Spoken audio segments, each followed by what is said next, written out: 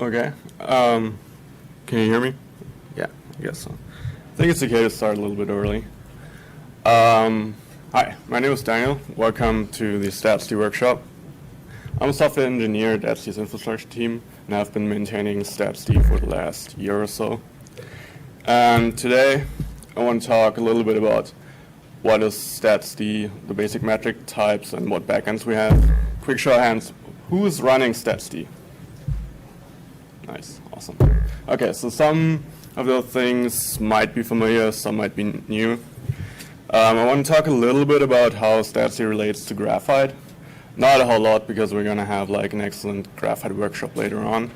But like where the boundaries are, and understand where StatsD ends and where Graphite begins. And then show you how to send all the metrics and write all the backends for StatsD so you can happily hack on it. So StatsD is this basic Node.js event. So it just runs all the time, takes all the metrics you send to it, and then flushes it out to the backend. The actual architecture looks a little bit like this. So we have this receiver loop, which it all started out with, and we have this metrics processing module and the backends, which we extracted out so we can have nice things like actual tests and like boundaries between modules. And yeah, that's all basically about the basic StatsD. For this workshop, I'm going to use the Graphite backend and the legacy namespace setting set to false. So a little bit of background here. We used to have this little bit weird namespacing where timers were all namespaced under timers, but counters weren't under counters, so people were kind of confused about where actually stands ended up and where to find them. So we introduced this new namespacing, which is turned off by default at the moment, and will be turned on and be the default in a future version. We just don't want to break backwards compatibility right now. So all of the examples you will see use this new namespacing where timers under timers, counters under counters, and all should make a little bit more sense. Is the mic not on? Okay. Maybe I can. Is that better? Still, okay.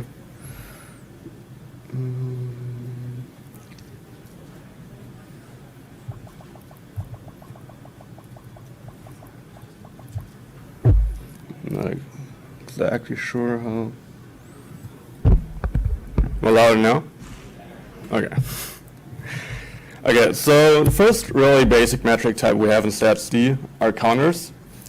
And you can see in orange there is basic line protocol we use. So it's all UDP based. You send a UDP packet containing that line to StatsD. And it basically records a 1 for the counter foo.bar. And will output the 2 lines you see down there below to the Graphite backend. So for this counter, rate is an average over the flush time. So by default, StatsD flushes to the backend every 10 seconds. So if you send a 10 to that metric and nothing else, it will send the 1 as the rate and the 10 as the count. Those are the two fundamental differences between the different counter metrics. We also have gauges, which are kind of like a single value you want to record. So whatever you send last to that gauge will be recorded, and you have the possibility to actually send differences now. So you can, if you have recorded previously a value of 100, you can just send -10 if you want it to be 90, or +10 if you want it to be 110 afterwards. And gauges are all namespaced under stats.gauges now. We also have basic sets. Sets started out as a pull request about something like distributed counters.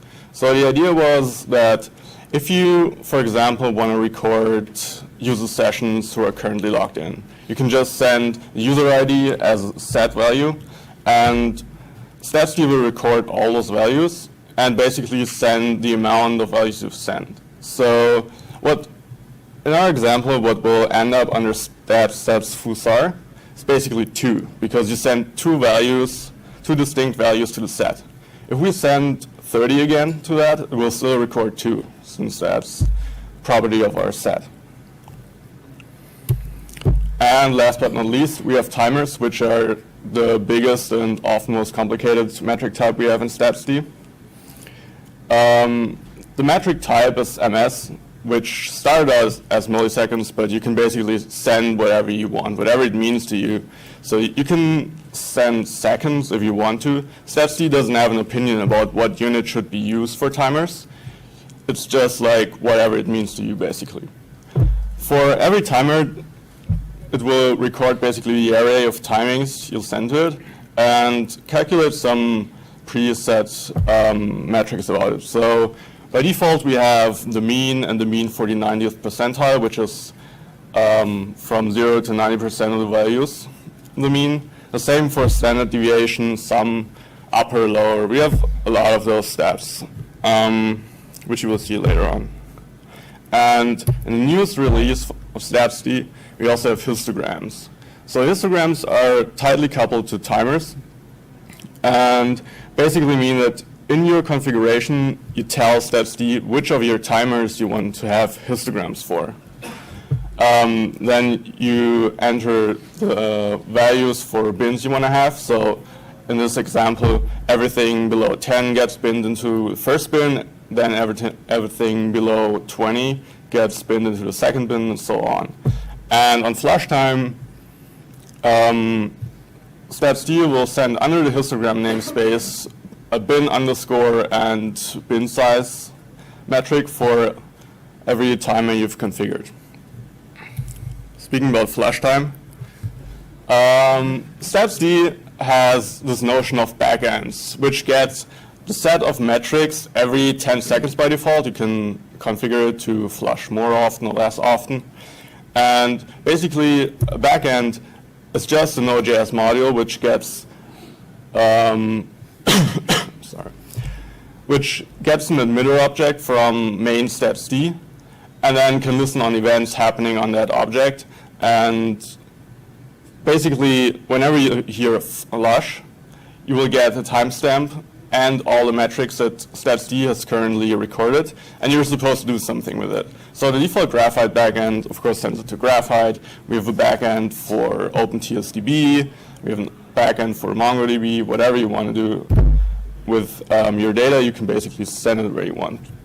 Backends are just NPM modules, so it's not tied to the development of StatsD. You can just write your own backends and install them as NPM modules, and you should be ready to go.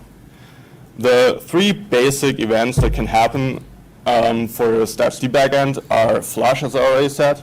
Status is for the management console, so that you can write back some status about your backend, like health or what it's currently doing, something like that.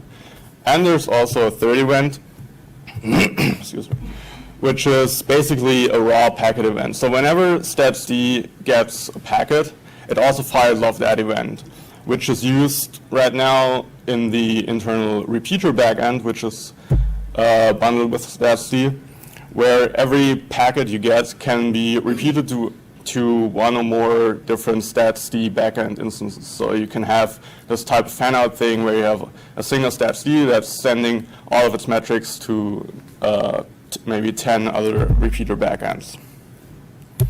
And talking about the management interface, it's a very simple TCP port you can tell it to and ask for stats. You can have it show all the counters currently existing in StatsD.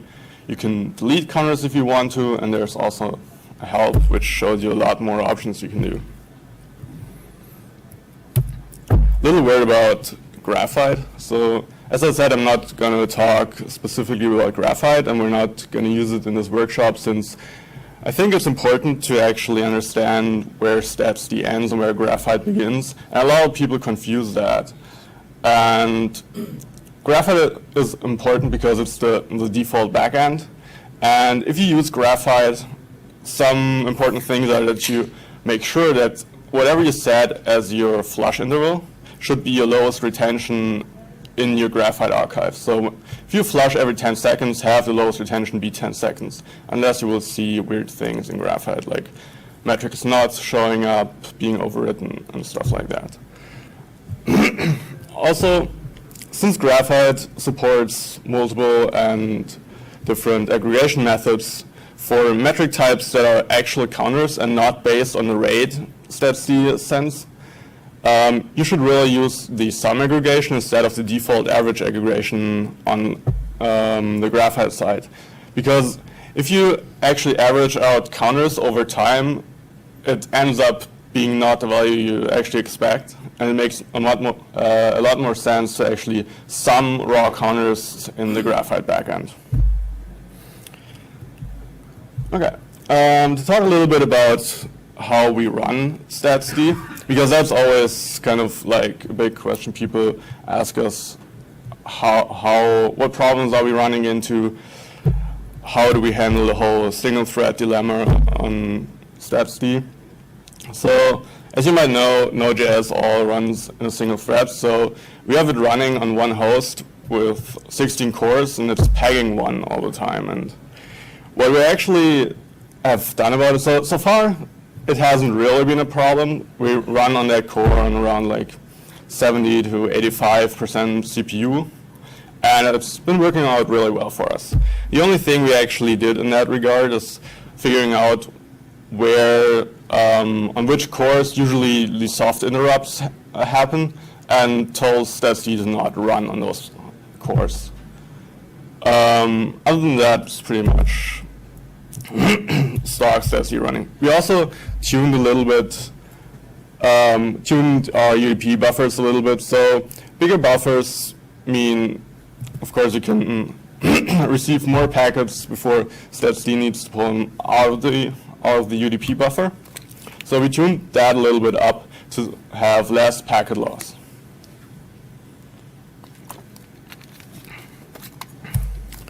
And we use a lot of sampling. So for stats that we see very, very often, we sample them down. We have a default sampling of 0.1, which means basically every 10th value will actually be sent. This is all client side, so you can usually configure your client library to do sampling. And for keys that appear really often, we sample it down furthermore to like 0.01, for example. And a little bit about how to actually find out what StatsD is doing and is it doing anything. There are some default metrics that get sent to the backend. One is packets received, which is really interesting to like see, is the event loop actually receiving packets, or do you have a problem further down? There's also an important metric about processing time. So as I said before, especially for timers, StatsD calculates a lot of metrics and a lot of things for you. And metrics processing time is basically the most important thing that takes away time from Node.js being able to receive UDP packets. So if you have a spike in there and it goes on for a while, it might be that your actual package receival rate goes down, and might be worth to like investigate if you send timers without sampling them, if you send suddenly a lot more timers, things like that. The Graphite backend, for example, also gives you stats about how many metrics are actually sent to Graphite. So you can track that, and also gives you a little overview over how long it takes the backend to assemble all those stats, prepare the string, and send it to Graphite.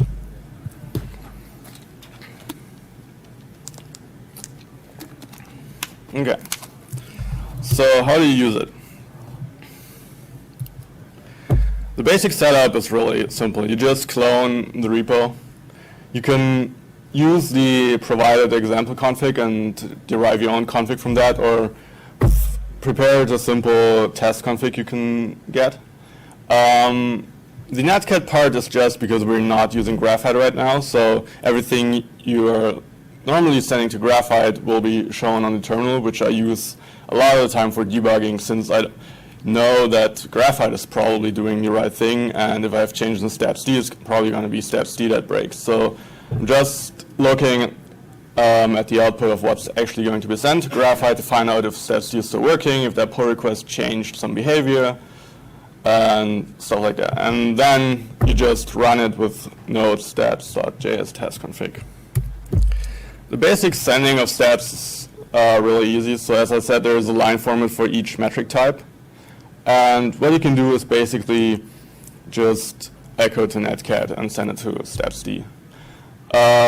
Note that the -n used here is usually a big point of confusion. So because you can send multiple metrics to StatsD separated by a new line, and if you just don't use the -n, StatsD thinks that the basically empty string that comes after the new line on the echo is also packet and fails to parse it and then spits out a bad line seen in the log. It's something we want to fix and we are going to fix, but right now that's like a big point of confusion. Of course, there are many ways to send actual stats to StatsD, like disk space, if you want to record how many Apache processes you're running. I'm not sure if you want to do that with StatsD, but since it's so easy to send stats, those are all easy ways to actually get some stats, especially now for the workshop, into the system and see what it's doing. Or, you know, you can just set up like a simple web page and put in like a counter every time you hit that, or measure time, put in a sleep one for good measure and see what it sends to StatsD. The project also has an examples directory. So there are a lot of like client libraries for a lot of different languages. So if you want to play around with that, that's usually a good first place to start. Then if you have timers, you should also start looking at histograms. So as I said before, histograms are a sub-metric of timers, and you can configure them for whatever metrics you want to send it. If you feel like you have all that down and know how to send stats and get stats out of StatsD, it's time to level up a bit and write a new backend.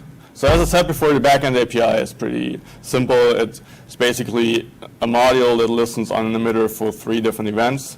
So you could have it post to a web server or something. You can write metrics to a file if you want to, send a text message if you want to, you know, empty your Twilio account or something, or repeat all UDP packets to TCP if you feel like you need a more reliable transport to a different StatsD instance, for example.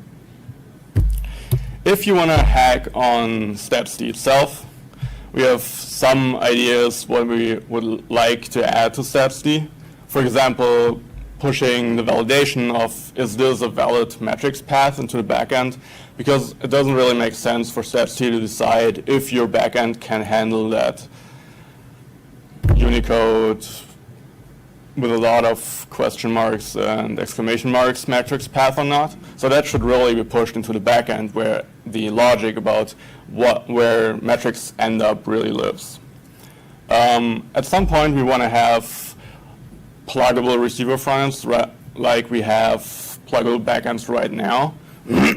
So the only actual way to send stats to StatsD right now is via UDP. There's been some discussion around having a way to send stats via TCP. And it might also make sense to send it via HTTP if you want to. So we're looking into that. Mike Hefner actually put up an RFC to have forked backends, much like if you have seen StatSide, which is a C implementation of StatsD, which basically forks off backends processes and talks to them through a pipe, which sounds like a good idea to get some of the backend processing out of the main Node.js event loop in StatsD, and it's definitely something interesting to look into. And a lot of people also ask a lot about, can we turn off specific metrics? We don't care about the upper value in the 90th percentile of a timer. So it might be really nice to have like a good way to configure what of the, I think currently 10 stats that get calculated from timers you actually want to have in your metrics backend. So those are some ideas if you want to hack on StatsD itself. If you need help, I'm here all day, and there's also StatsD on Freenode IRC, and there's a mailing list. If you want to send questions around, usually there are some people on there. Usually there are always some people on IRC which know about how to run StatsD and what are some of its internal quirks. So for the workshop, this is basically it.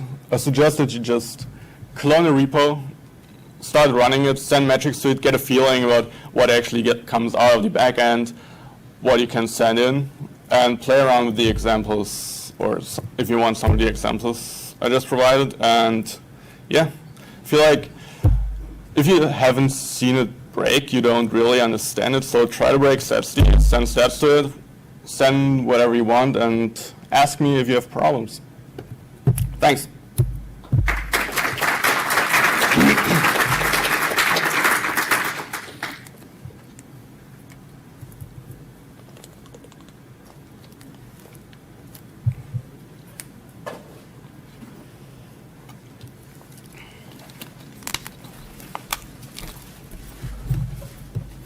Also, if you have interesting opinions about how to scale out StatsD from a single core to use all of the cores, there's Dan Rowe sitting right in the front who's been thinking a lot about that.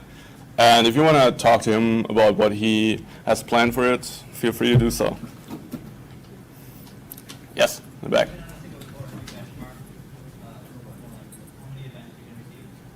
How many events we receive? The maximum? So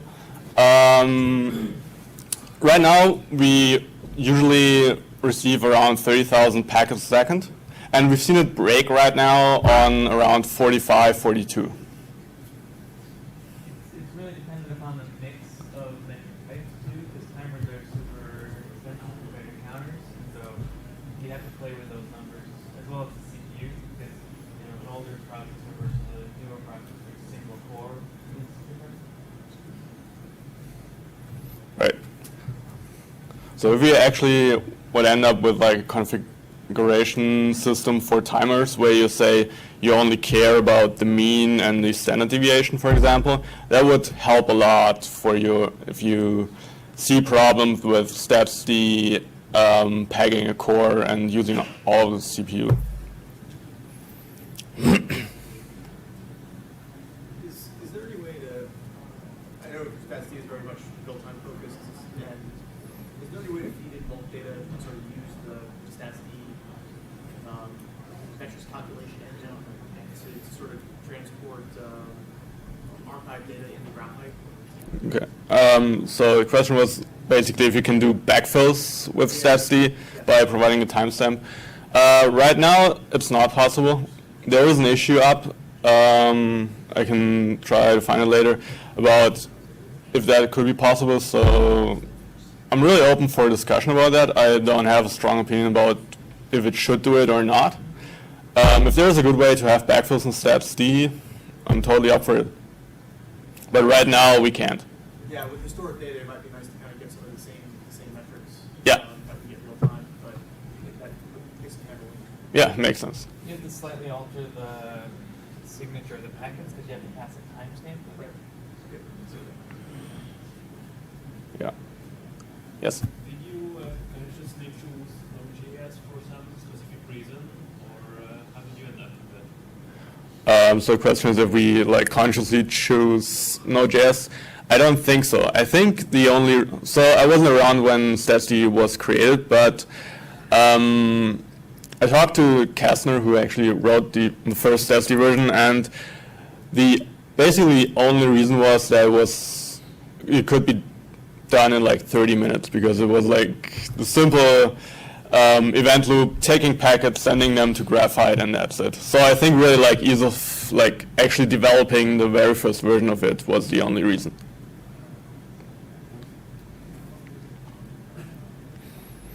Maybe a little word about Node.js. So I'm not sure if actually someone's still running 0.6 in production, but we have seen a lot of problems with metrics, I think above 30,000 packets, where it just stalled and didn't do anything anymore. So You shouldn't really run 0.6 with StatsD in production.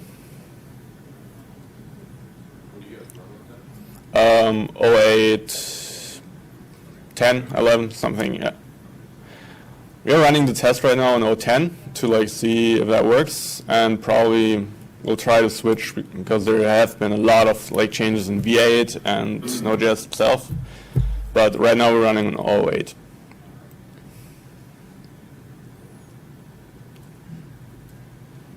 Is there anything that sort of describes what the legacy namespace looks like compared to the new ones if you wanted to cut over to the new ones and sort of migrate your stats? Can you say it again? Is there anything like on a wiki page that shows what the old namespace looked like, the legacy namespace versus the new namespace? No, there isn't. So, Is it on the namespace page on the GitHub? it might be. Let me check that. So, we've recently started to make the documentation way better. Because it used to be all in the README file, and it was really hard to actually find out which parts you care about just for getting it up and running. And so we extracted a lot of that into its own documentation files.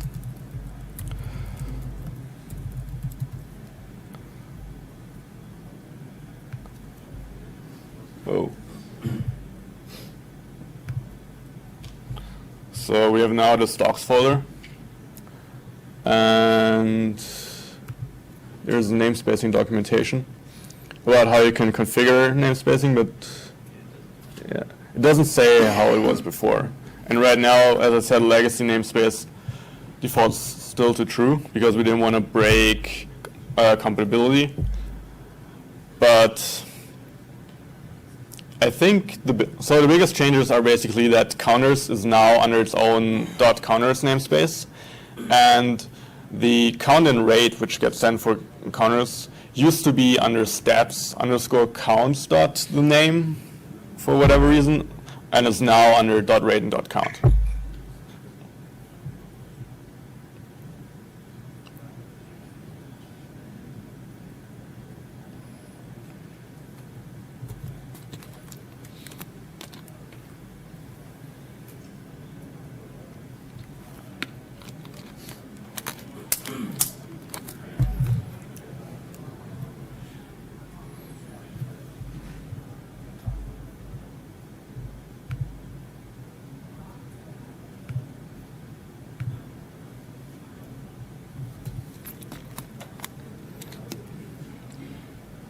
Yes.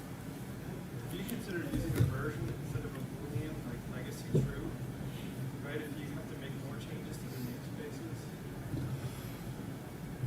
namespaces? We haven't considered that. We really hope that the new namespacing is flexible enough because you can now choose if you want to have stats be. So the namespacing is actually only for the Graphite backend because every backend chooses its own namespacing basically.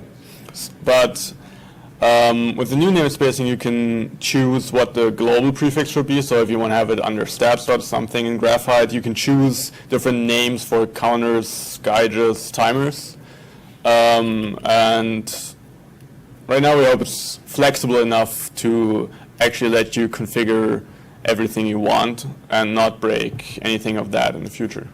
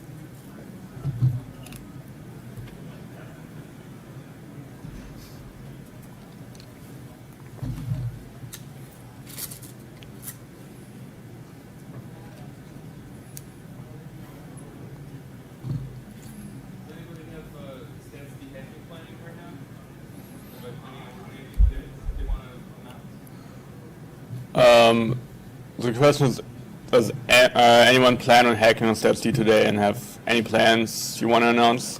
So I know Dan Rowe wanted to hack a little bit on the getting to use all of the cores and have like a system that works on more than one core. And I'm not sure, Mike, do you want to like hack on the backend validation stuff, or did we just talk about that? Yeah, I mean, we had some issues in the Vibrato backend that we've been planning to go through. Okay. I think a lot of them were specific to our case. The fact you brought up with the 06 issue, though, might be what we're saying. Okay, interesting. For that HTTP request timing out, at least it's locking. Okay. So if you're using the Librado backend, Mike Hafner is in the backend. He actually is also the author of the whole backends API. So if you really like that we have multiple backend StatsD, high five him later. Yes? Can you show the sample netcat command? Yes. That one? Can you put them up as a gist? Oh yeah, I can. You actually share your slides? Yeah, I can do that too.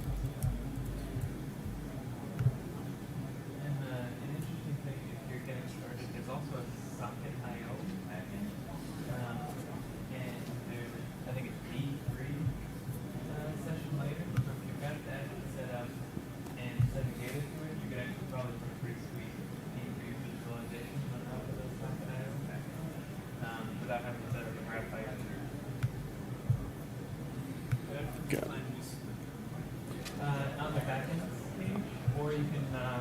So it's not the repo. No, it's not an R, it's a third party. But it gives you a demo, kind of how to do a console socket IR connection to it, and dump out the stack, so you can kind of see the format, and then instead of dumping it out to the console, you can put it in the browser. So I just pushed the slides to Speaker Deck. If you go to speakerdeck.com/Mr. Taz, you should find the slides. Whoops.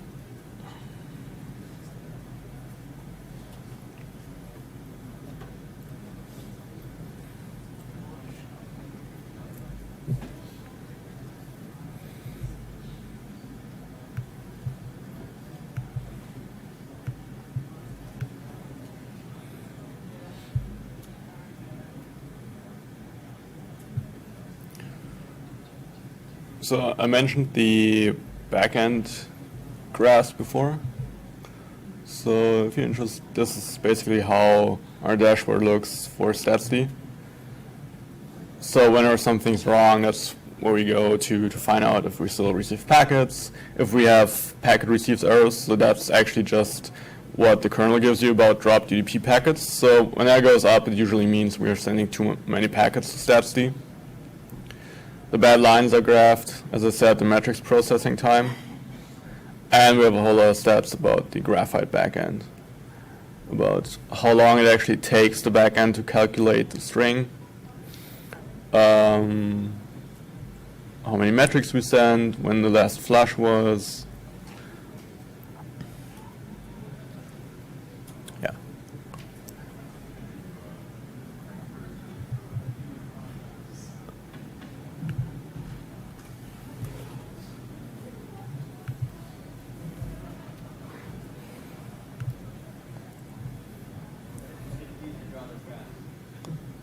Just graphite. All but one of those is out of the backend or StatsD itself, right? Yeah, so all those graphs, if you set up StatsD with graphite, all those graphs should be available in your graphite instance. What do you use for the showing the activity of the individual cores? HTOP? HTOP? Yeah.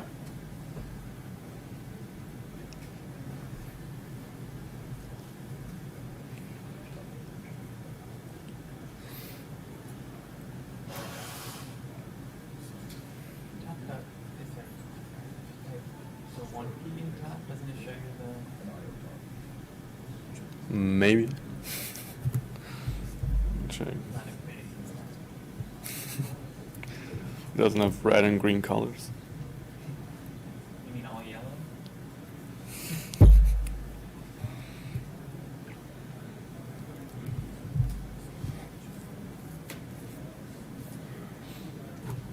Has anyone had interesting or frustrating problems with StatsD? Or is it? So Who- we found trouble when we tried to shove a bunch of StatsD metrics to graphite blocks that were not located in the CPU center. The issues that we were running into were latency. Okay. Because StatsD looks like it blocks, so our entire application hangs while StatsD takes to shove. Which being UDP, we would expect not to see issues with that, right? Who cares if the packet is on? But as soon as we turn it off, our application is Wait, your application that's sending stats to StatsD is hanging while StatsD is flushing to graphite? yes. That's interesting. Are they in the same box? Since the application is So I didn't write the application, but this is what we saw. And so we think it has something to do with the latency between the boxes, because the graphite instance that we were attempting to show to wasn't in the same place. It's possible, but everything is somewhat solid. Where you can put a local cache on the level on the box, we wouldn't have that. Right. What was the language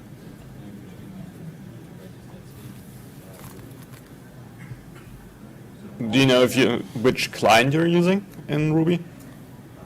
That Okay. I can find out. Yeah, it might be interesting because it sounds like a client library problem to me because I'm not sure how UDP sending should block your whole app. You should be able to send UDP if the server's not even out. Right. It's like it doesn't care whether there's somebody out there listening. Yeah, that's exactly what I would expect also. Does it work for a little bit of stuff? Or is it? No, it would work periodically, Okay. and then intermittently just fail.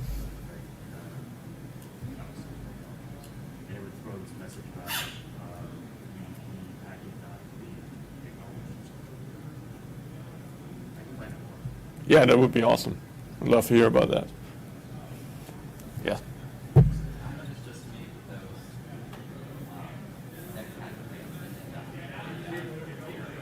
The netcat command does what? Those netcat commands didn't end up in the PDF, but just figured out it's not necessary. Really? Yeah.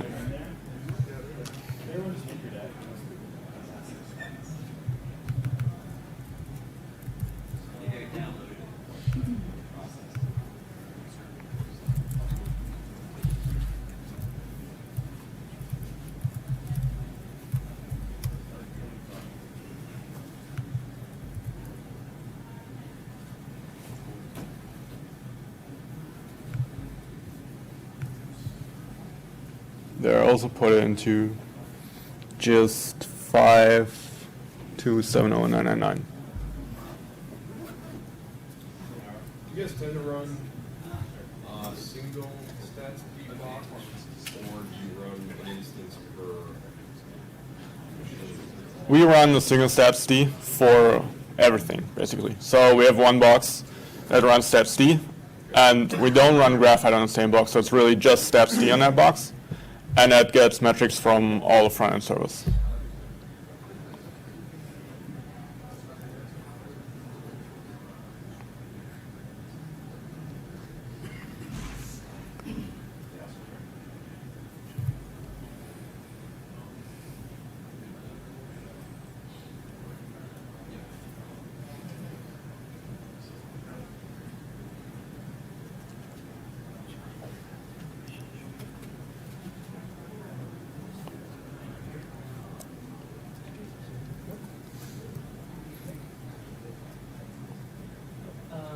So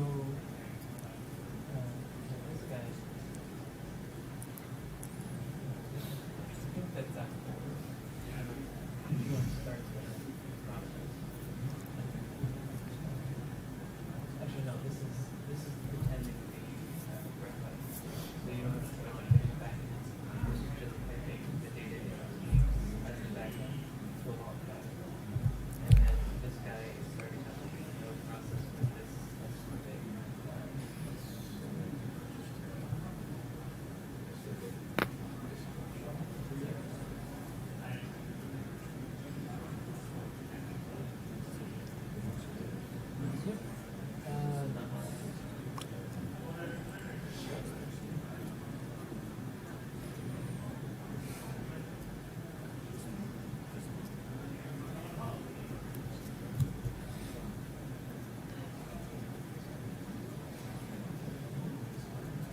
So what this is doing is this is essentially now you have a graphic server, and it's just typing it out. It gets to, if you're in another console and you run this guy, you can start seeing things show up in that console as well.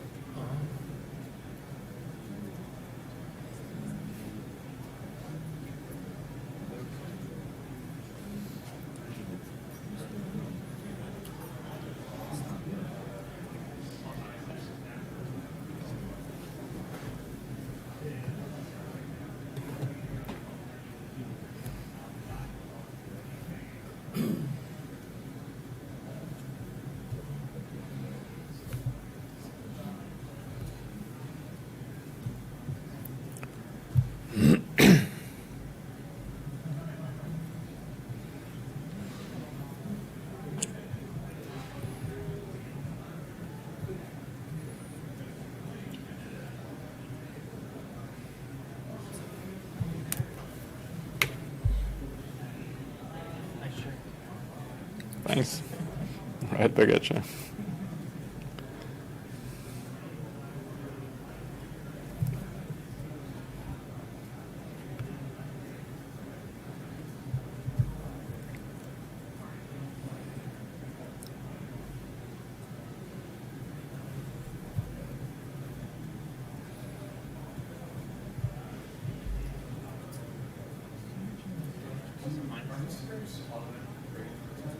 What's that? Are histograms automatically created for timers?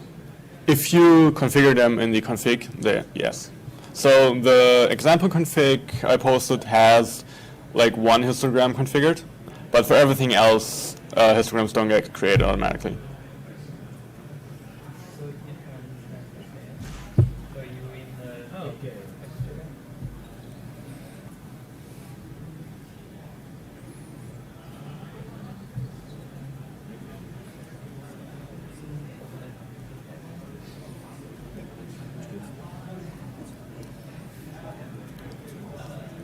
that I don't know that curl command is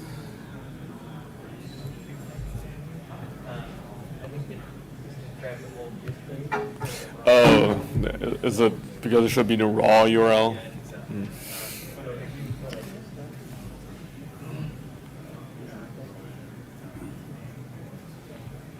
grab that guy, probably a raw.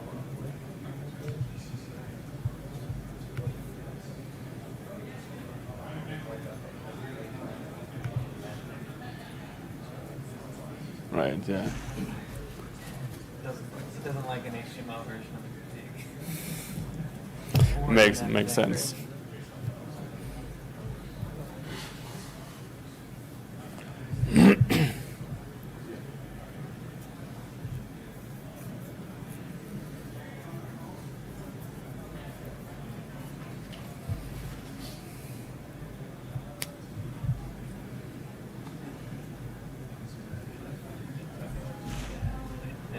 key flush, the top one. Oh. So this is the example config I posted, and an interesting bit is that this key flush option means that a percentage of the top keys that are used in StatsD are written out to a log file. So what we do is we index that file in Splunk. So whenever we want to know like what could be like hotkeys that are slowing StatsD down, we can just go to Splunk and see what are the top keys in StatsD right now, and should we sample them down more.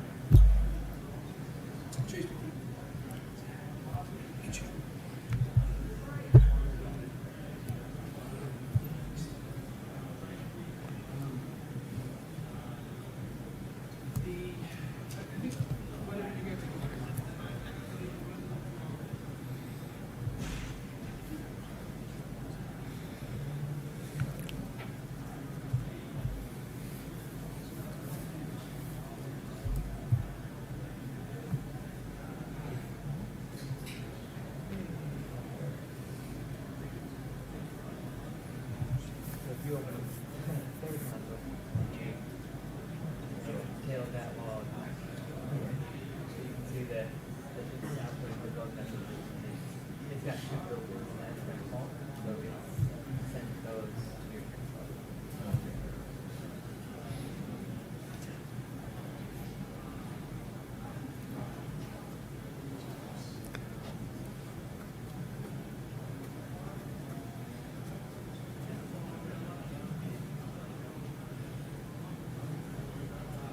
So here's the metrics about packet.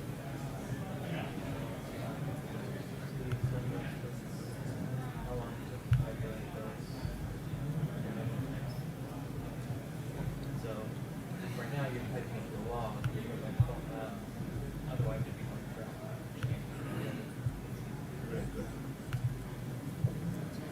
and then if you want to send your metric there, you'll see it in the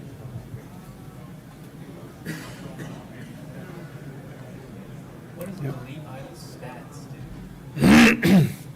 Okay, there is an option about delete idle stats. So right now, every flush, StatsD sends all the metrics to the backend and then resets them all to null or empty arrays in the case of timers. That means if you send a stat once, it will live in this metrics array in StatsD basically until the next restart. For that, we now have a new option, because that also means that every flush, StatsD has to go through all the keys and check if there are stats to calculate. So we now have a new option called delete idle stats, which means that instead of resetting it to null, it removes the whole key from the object. So if you don't send it again, StatsD will not look at it to check if there are new metrics to calculate.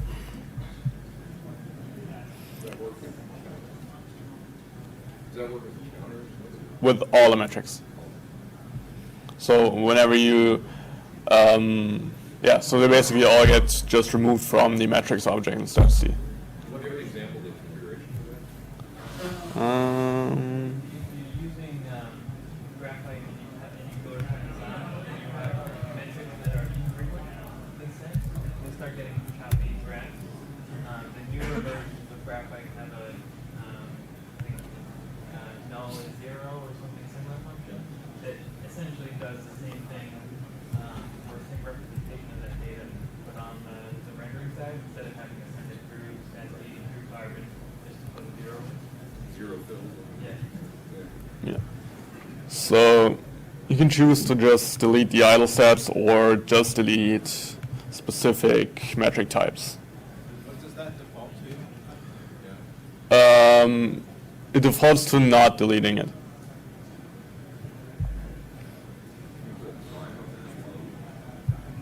Does it track like how old they are? No, it's not tracking how old they are, it's deleting them on every flush. So on every flush, there's just the option to retain the metric key and reset it to 0 or an empty array, or to just remove the whole key from the object.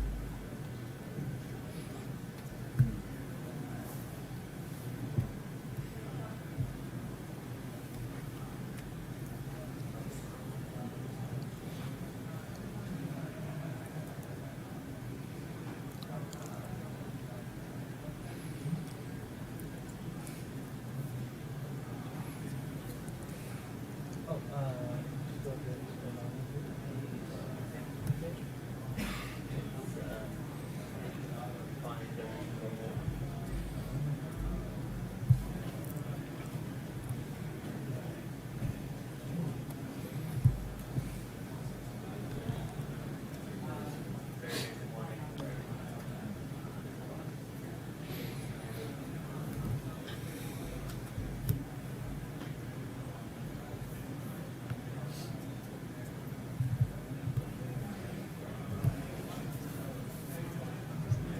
Is there, so we broke it down to like, how to set up graphite.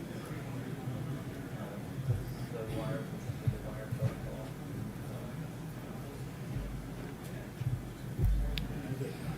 Anyone have problems with the setup or sending stats or anything?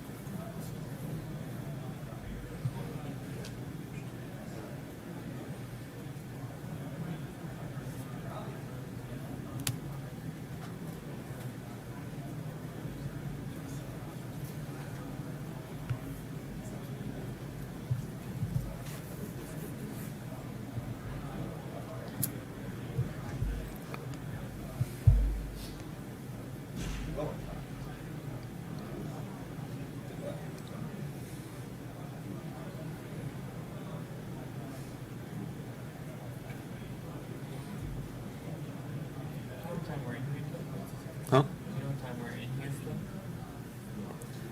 What time the session is? 10:15.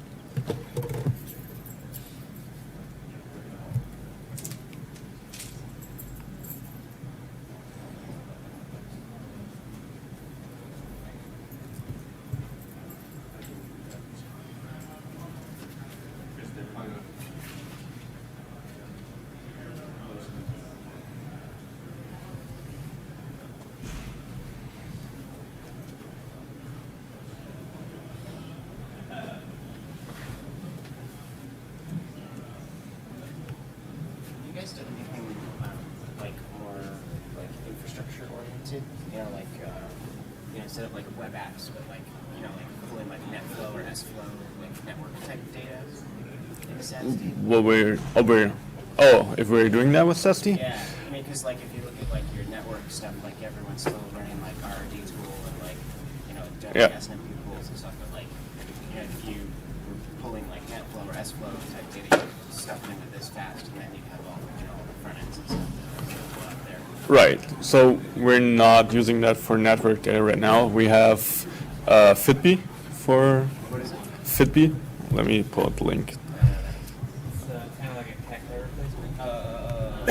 There's actually an internal ticket to actually switch that to be backend compatible with RD or StatsD/Graphite.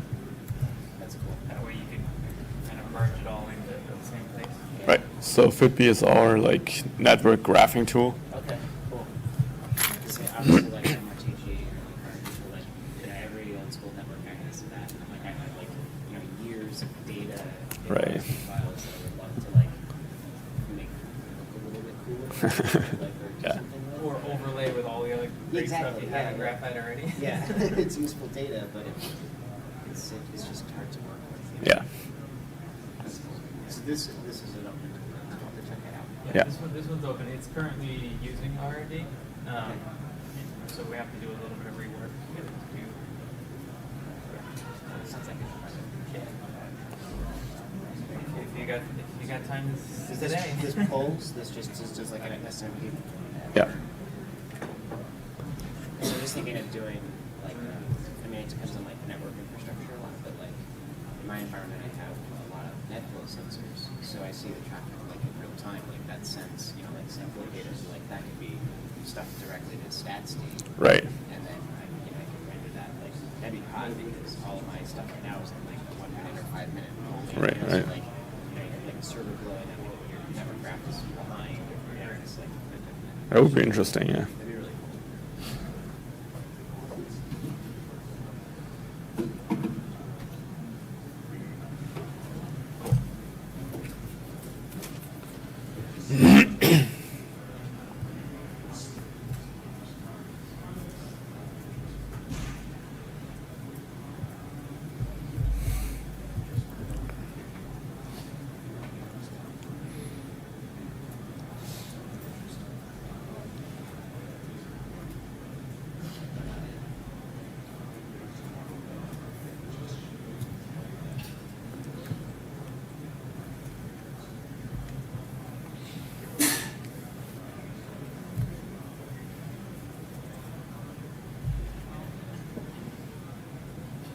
Just curious, what's the motivation for running a single StatsD versus, I mean, if you guys are having scaling issues, running them just on the nodes, the web nodes that are reporting?